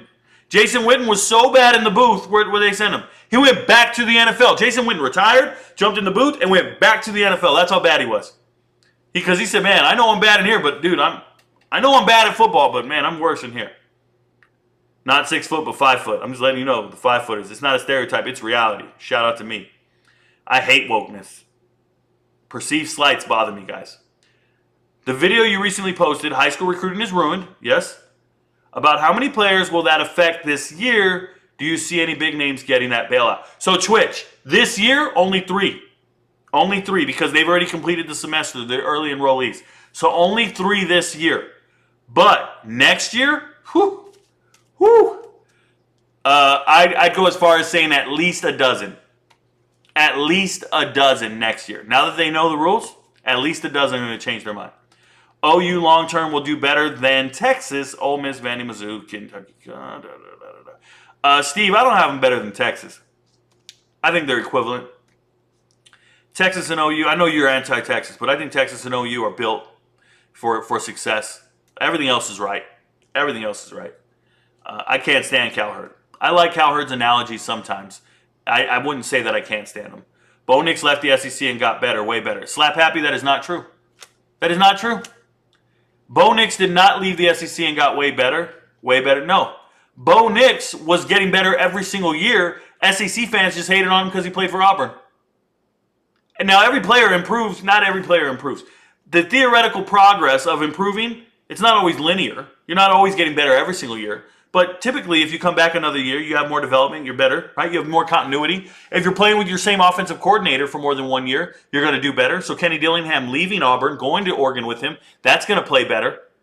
But he played good. He had a reduction in turnovers every year, and he scored more touchdowns every year. This is the SEC Freshman of the Year. The fact that you guys think Bo Nix was sucked or was terrible in the SEC is absolute horseshit. He was the SEC Freshman of the Year. And he played better every single year after. People just don't understand. They don't even look at the stats. They don't even watch the games. They just talk like that. That's out of control talking. Bo Nix did not play way better. He just got better because he's with the same offensive coordinator 2 years in a row. Come on, man. Give us your best Stephen A. impression. Stop it. David Pollock, was the guy that played for Georgia, was laid off. Good. ESPN all woke, Witten couldn't even complete our local grocery store ads. It was painful. Ugh. J.J. Watt, great guy, one of the best football players, but he can work a CBS job on TV. Probably not. We'll see. I'm not excited about it. Let me tell you that. Spencer Rattler, Joe Milton are some of the other names you forgot. I didn't forget them. I just wanted to stop listing them. I didn't forget them. I just wanted to stop. I literally list them all every single night. Every time I'm on live, I list them all. Do I list them all, Kim? Every night? I list them all so much that Kim went to sleep. She's over there. She just decided to take a nap and went to bed. I'm serious. Is anyone left on Jackson State that Deion Sanders recruited? Do you think they win the SWAC? And why do you think Coleman didn't follow Colorado? So a couple things. There are people still left on Jackson State. I don't think they win the SWAC. I have Florida A&M winning the SWAC. Coleman didn't follow because Coleman is going to a very good program. Louisville's going to throw it 100 times more than Colorado. On the season, Louisville will have 100 more passes than Colorado. So the chances of getting more receptions and more targets, it's real. I believe Coleman did the right thing for his career, his NFL path. Going to Louisville is great. Playing for Jeff Brom will get you there. We just saw what he did with Charlie Jones in 1 year. Imagine what he's going to do with Jamari Thrash and Coleman. Yeah, it's real. J.J. Watt got hired to get meds. Shout out to him. Give J.J. a break. He had 300-plus pound linemen beating on him over the head for over a decade. Never that. My argument against Texas succeeding in the SEC has to do with their own internal toxic alumni not being patient. Yeah, they're going to fire their coaches too often. Yeah, I get it. I'm with you. Bo Nix was on an awful Auburn team. People forget. Yeah. Guess who his offensive coordinator was before that? Was it before the year before Kenny Dillingham got hired? Guess who his offensive coordinator was before Kenny Dillingham got hired? Anybody want to guess? Mike Bobo. Mike Bobo. The offensive coordinator for Georgia that everybody's so excited about. You got me looking at Cal and their transfer portal pickups with some hope. Can they make a bowl game this season? I'd be happy to see them at the Red Box Bowl again. So, Dad Kitchen, they can win as many games as they're going to win, man. I think they did well in the transfer portal this offseason. I think they did well in the transfer portal in the spring. I think they found themselves about 8 starters in the transfer portal. It's amazing. I'm cool with it. I think they're great. I like what Cal did in the transfer portal. Now they need to go perform. Losing a starting quarterback hurts. Getting Sam Jackson helps. So it's a lot of plus minus. Got to figure it out from there. But they got great additions. Why is ESPN laying everyone off? Because nobody watches ESPN. They don't make enough money. With the ratings as bad as they are, advertising doesn't have to pay as much. They don't get the same revenue. ESPN is failing miserably, and they have been. And they overpaid their employees way too much. And now they're putting huge amounts of money into certain individuals over others, right? ESPN as a product, look at ESPN can't afford Pat McAfee. That's why they're firing everybody. They can't afford Pat McAfee. They want Pat McAfee. They're going to make him do multiple things, all kinds of things, but they can't afford him. When you look at the channels, things like FanDuel, CBS has Jim Rome. CBS has Jim Rome. They pay Jim Rome $30 million a year. Jim Rome don't even come on TV. He don't do TV shows. He's just a radio guy. But they realize we can afford one major personality, and it's Jim Rome, and we're going to give him everything we got. That's how they do it. Well, how much has ESPN got? Well, I don't know, but they're giving $12 million to Stephen A. They're like, well, we're going to go ahead and give, how much can we give back McAfee? Well, let's give him this. Let's give him that. Dude, McAfee was getting $30 million a year from FanDuel. $30 million a year from FanDuel? ESPN can't afford that. But they're doing it. That means they got to fire a lot of people. They got to clear up $6 billion. People are going home. It's real. Do you agree with the notion that Pac-12 has the best quarterbacks? Yes, Robert Lopez, I believe they have the best professional quarterbacks. Oh, it's Willie's nephew. I don't know who Willie Bobo is. My G, Rico, what up? Are you in Arizona? Black Moans, I'm not in Arizona.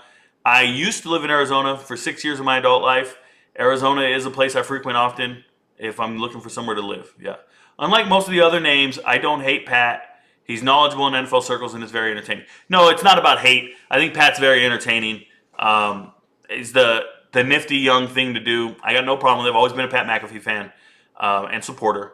But it's different when you get money. It's different when your priorities change because you got money. I'm the same way, right? I give you guys all my opinionated stuff, but if I get hired by a company and they tell me, Rico, you can't give this, you can't do this, you can't do this, well then I got to act different because I'm getting paid, right? Right now, there's certain parameters I got to follow. Let me tell you guys, there are things I want to say and do I can't say or do on video because I don't get paid for them, right? TikTok will give me a violation, take away my revenue for that video, and it's like, all right, I blew it. Like one right now. I have a video right now. I made a video last week, and it got reported for misinformation, and it got confirmed. So I lost all that revenue, and that hurts because I get paid for my videos, and that hurts because it was a very successful video. Misinformation because I brought up COVID, and I said COVID might potentially have this problem, and that was too much. I spoke on a topic too far by saying it might potentially have this issue. What? How is that misinformation? A lot of people started reporting it because a lot of the liberals went, oh no, you're saying something negative about this. It's crazy. People got agendas. I don't. It's called like I see it. You probably talked about it in your past, but did you think about Tyson Baggett out of Shepherd? Manny, I was very clear. I thought Tyson Bagent, whether people told me or not, whatever people say, oh, Tyson Bagent's getting drafted, Rico Tyson Bagent's getting drafted, oh, Division II guy's getting drafted. I went and watched the tape, I watched the interviews, and I said it very clear. This guy's not getting drafted. He's immature. He doesn't even know how to lead a huddle. This is not a man I see leading other men. I'm in the military. I identify leaders in my formation. I'm a senior leader in the military. I identify platoon sergeants. I identify all those guys you see on TV, the drill sergeants with all the hats yelling and screaming. I identify those guys. Like, I outrank them, right? The guy with the extra rocker, the sergeant first class, the guy yelling. I'm in charge of all those guys in real life. I know leaders. He's not one of them. I wouldn't put that guy in charge of anybody. I couldn't put him in front of anyone. After watching him on tape and watching his interviews, I said, oh, Bagent will never be in the NFL. He'll never be a leader in the NFL. Just won't. He's a kid. He's a kid with an arm, and he talks like a kid. And he's kind of like, one. You look at that guy and you go, oh, he'll never hold a huddle accountable. I kid you not. He'll never hold a huddle accountable. He seems like a hotshot teenager. And he went to a university 3 miles down the road from his high school. He's never been anywhere else. He went to high school here, one state a couple times in West Virginia, and then went to the university right down the street where his dad played softball. And his dad's this world-class arm wrestler. I did research on the whole family. I did research on everything in preparation for this video I was going to make about this hidden gem and all this stuff because I'm an advocate for small school guys. And after I was done doing all the research, I said, dude, I don't believe the hype. I don't believe this guy's getting drafted. I heard everybody say he's getting drafted. I don't believe it. And I was right. I left him off my top 10 list. I left him off my hidden gems list. And I even made a video and said, I don't think he's getting drafted. And he didn't. I don't think he's going to make it in the NFL, and he won't. And I was right again. Didn't make an I am right video, but I was right. What team do you think has the most talent between FSU and LSU, and what do you think the game will come down to? I think the game will come down to the final score, and I think they're both equally as talented. I think they're both very talented teams.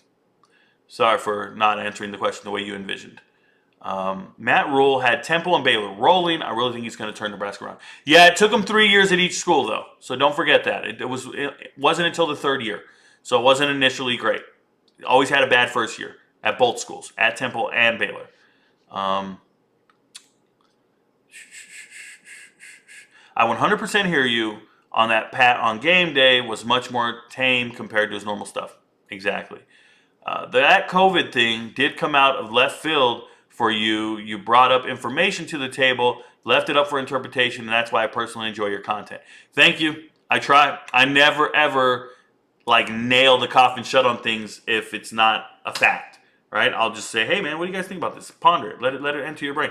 And apparently some people, they're not okay with it, which is garbage. And it's the app that's not okay with it, because when I do an appeal, they should go watch the video and then come back and tell me, yeah, we're wrong. And they didn't. They came back and told me, oh, you're wrong. Complete garbage. Do you think that Liberty and Western Kentucky will be the second best out of their conference this year? No, and no. I think Liberty has a chance. I'm sorry, Western Kentucky has a chance to win the conference. And Liberty moving to, are they in the American or Conference USA? Where did Liberty move to? Liberty moved conferences, right? Because they were independent. Liberty's going to struggle, though. Liberty has Jamie Chadwell, but they don't have all the tools in place to be great. Why is Northwestern so bad at recruiting?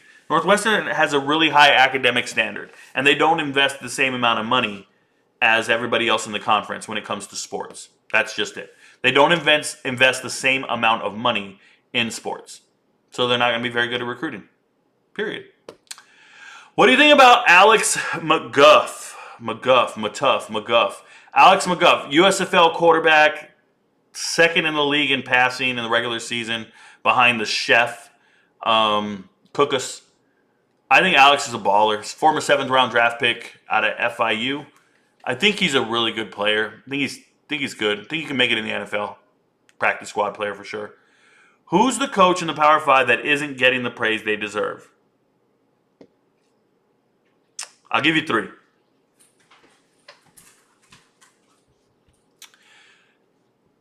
In third place is Deion Sanders.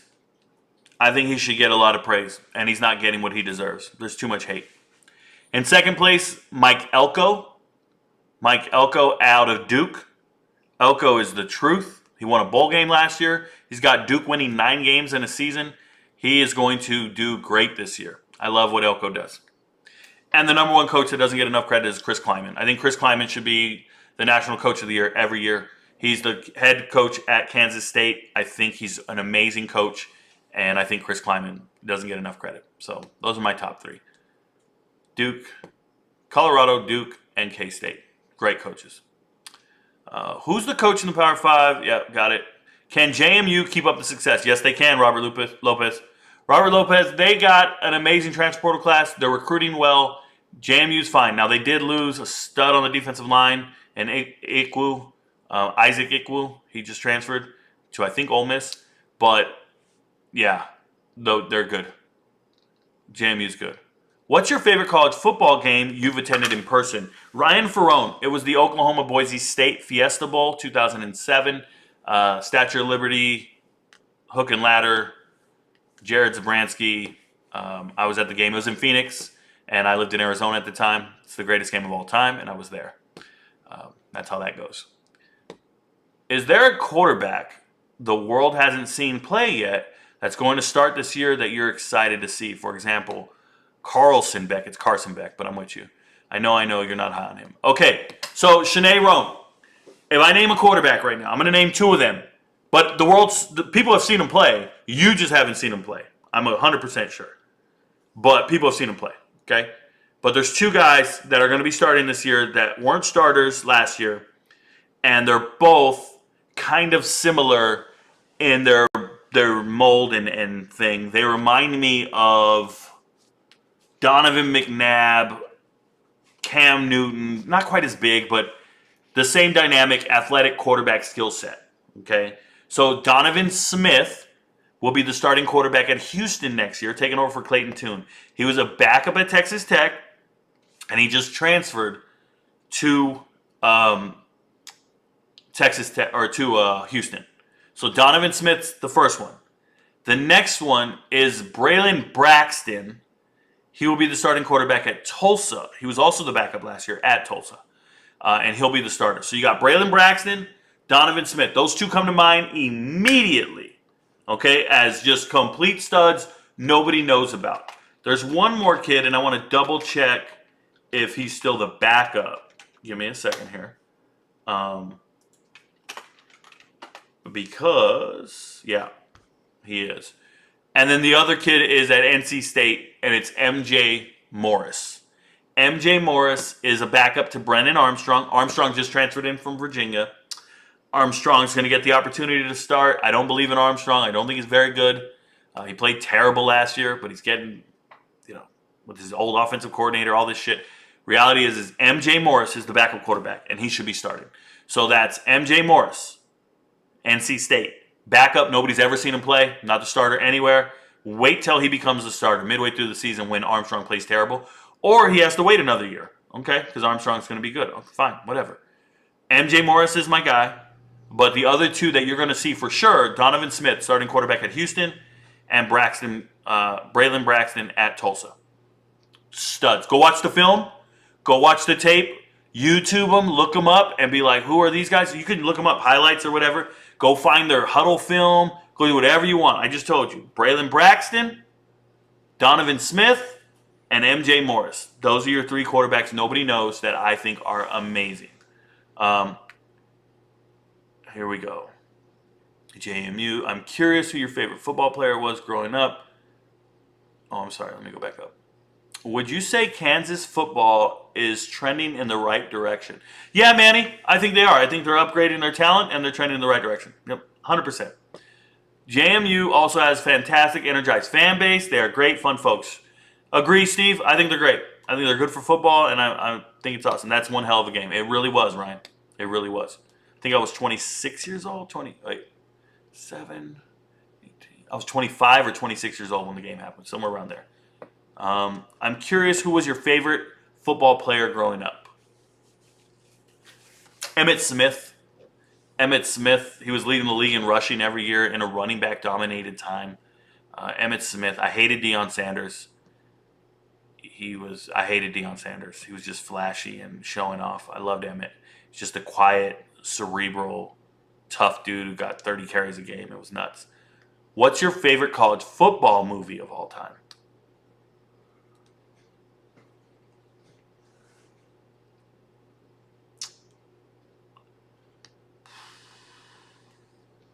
I owe you an answer. I'm not sure. One of them is not coming straight to mind right now. Like, yeah, that's the one. I'm not sure. I owe you an answer. Ask me again next time you see me. Twitch. I thought you were going to say MJ Morris. What up, David? What up, David? MJ Morris was my third one. But yes, MJ Morris is there. Totally, you're on it. Shout out to you, David. That Fiesta Bowl is one of the best games of all time, but it is really the best over the 06 Rose Bowl Natty game. For me, it is. For me, it is. 100%. Is the Tennessee freshman quarterback worth the hype he's getting? Nico, haven't seen many games he played in high school. So, Nico, I did research on him during the spring game, during his high school tape. I've watched him. I think he's worth, I don't know what hype. They always say that, worth the hype. What hype? I'm not hyping him. You don't hear me talk about him. You ain't seen me make a video about him outside of his spring game performance. I made a video, and I showed you where he made the wrong read. I showed you he made the wrong throw. If you go back and find it. So, is he worth the hype? I don't know who's hyping him, but he's a good player. I think he's a good quarterback. I think he'll be good. How did you become a Cowboys fan?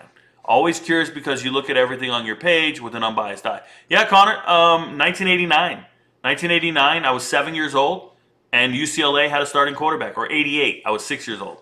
And UCLA had a starting quarterback by the name of Troy Aikman. And he was my favorite quarterback at UCLA. And he got drafted by the Cowboys. They went out and won one game the next year. One game. They went 1-15. The only team they beat was the Redskins.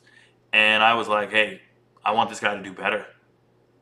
And there was Emmitt Smith getting drafted the next year. Michael Irvin, Troy Aikman, Emmitt Smith, all drafted year. Now, I stopped becoming a fan of teams probably in the late 90s. I started playing fantasy football. And I was like, why am I cheering for teams when I can cheer for players? Late 90s, Yahoo Fantasy Football, I stopped cheering for teams in a heartbeat. I was cheering for players. I wanted to see certain players play well. And that was the history of that. And it's never changed. I don't even care for teams. Have you seen Remember the Titans? Get out of here, bro. Dion was one of my all-time favorite football players. Yeah, Lewis, I just remember he wasn't for a long time. My All-American is an underrated football movie, even as a non-Texas fan. Okay. Steve, I'm not sure. I know current events is your niche, but do you appreciation videos for past cultural players, example, Peter Ward? I really don't. Sometimes I'll tell interesting stories about certain players in the past. If I have time, I don't have time right now, but if I have some downtime, I can be like, story time, and then tell you an interesting story about whoever, Charlie Ward, whatever. I can do anything. I can do that anytime. I'm an almanac. I can just pick a player. I do that shit 10 times a day. What do the Raiders do if Jimmy G can't play? If he's injured, they lose a lot of games. I don't know about specifically college, but the best overall football movie, hands down, is Friday Night Lights. Yeah, a lot of people don't like Friday Night Lights for a couple of reasons. It's not accurate. The book is much more accurate, right? You got to read the book. The book is way more accurate. And it's a true story. So to see a movie glorify something that was a true story just doesn't work for me. Do you think the Falcons have a realistic shot at winning the NFC South? Who's in the NFC South? Are the Saints in the South? Mm-hmm. Then the Falcons ain't winning, bro. The Saints are right there. Give me the Saints all day. Saints backup quarterback could start for the Falcons. Jake Haener can start for these dudes. Okay, I'm out. Enjoy vacation. Hey, guys, thanks for being here tonight. I appreciate everybody. Thank you guys for the support. Thank you for the questions tonight. I hope everybody enjoyed the show. Remember, your friends don't know, but Rico knows. I do this for my mother, who's finally clean, no longer a fan. I do this for I do this for my sister, my wife and my kids, cause they part of the team. I do this for all the naysayers and haters who made me one of the greatest. I know it kills you inside, that's why I do this for you. I do this for my father, who I've only seen from time to time in my dreams. I do this for you. I do this for my mother, who's finally clean, no longer a fan. I do this for you.